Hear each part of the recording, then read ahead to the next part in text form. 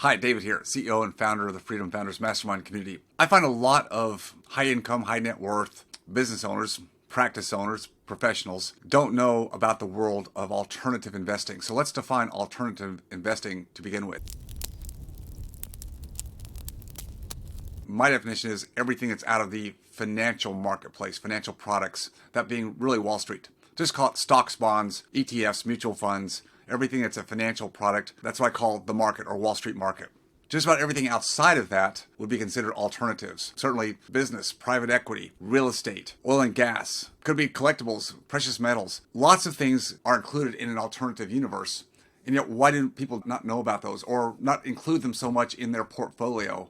And instead put most everything they have into the financial markets? Well, number one, Wall Street and the commissioned salespeople, fiduciaries, if you want to call them that, advisors, money managers, they make their living selling financial products. It's easier to sell financial products than it is to sell or advise on alternatives. Now, there are people that advise on alternatives, but they're few and far between. And advisors that are trying to help their clients, and they are trying to help them, just push everything to Wall Street financial products because that's always been the default mode. And so that's where most people go. When people hear through my blogs, my newsletters, my podcast, that there's this whole world of alternative investing where there's advantages in that. Now, look, there's a trade for everything. There's pros and cons. So I'm not saying that one is bad and the other is just great. There's trade-offs.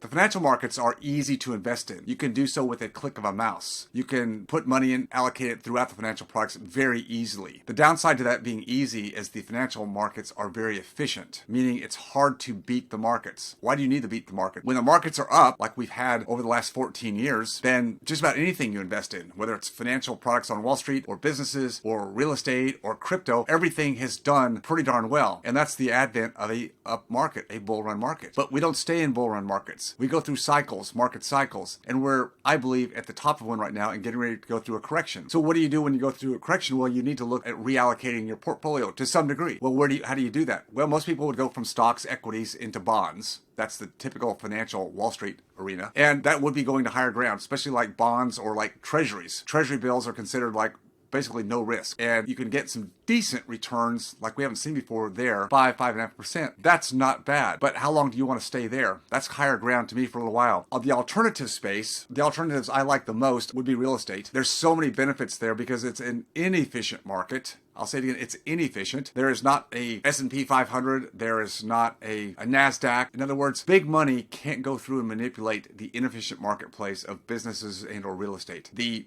smaller investor, the individual, has the opportunity to definitely buy undervalued, underperforming, or invest in undervalued, underperforming assets in the alternative space. The problem is it's not as easy. It takes diligence, it takes a concentration, it takes examining a number of different opportunities, whether you do that yourself or you put yourself in a network with other people. It's a team approach. You've got to be more diligent. It is definitely not passive investing.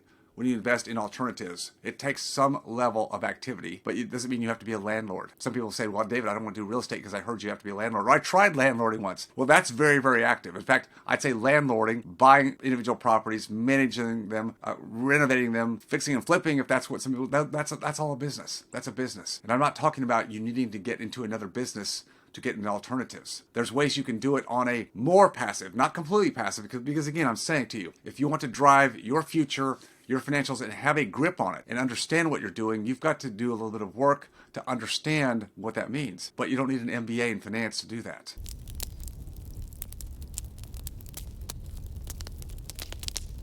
I've done that and helped hundreds of dentists and their spouses go through the Freedom Founders community and the frameworks that we teach and the interaction and the connections, the engagement, the relationships we have to help them implement whatever they want to do in the alternative space. And that's the difference maker I've seen. If you're young and you got more time than money, then you can go out and do this stuff on your own. It's what I call do it yourself. But if you've got a business, your time value is stronger in doing what you do with your hands in your own business. You've got a family you want to spend time with. You don't need to be doing this stuff yourself, but you need a connection, you need an environment, you need a community, you need people that you can trust and understand how to do the due diligence. Do you know that members in Freedom Founders who come to us brand new in 1 year, they're speaking the language, they understand what they're doing. It takes just that long. 1 year to understand for the next rest of your life how to allocate in alternatives and remove some of the risk from the financial markets. That's what gives people the certainty and the confidence to make moves in their business, their practices, whether that's bring on associates, that's go into partnerships, it's maybe sell part or all of a practice because they have the ability now to see and drive what they're really looking for in their investments, and that is replacement income, replacing their active income. When you learn how to do that on any level, do it at 10%, 20%, 50%, when you get to 100%, life changes immensely, and you can take the stress out of having to feel like you have to grind for 40 years and still hope, fingers crossed, that you did it well enough and have enough. And that's the uncertainty, unfortunately, that financial advisors, money managers, doing the best they can, that's the uncertainty that their model brings. You never know if you have enough. Look at alternatives. It's a different lens, it's a different way of doing it, and it can make a change, a big change, no matter where you are in life, whether you're younger in career, mid-career, or on that back end when you want to escape the chair, escape the business. When you have more certainty in your life about how you're managing your own money, it's a game changer. It's your life, it's your freedom, but you've got to take control of it. See you next time.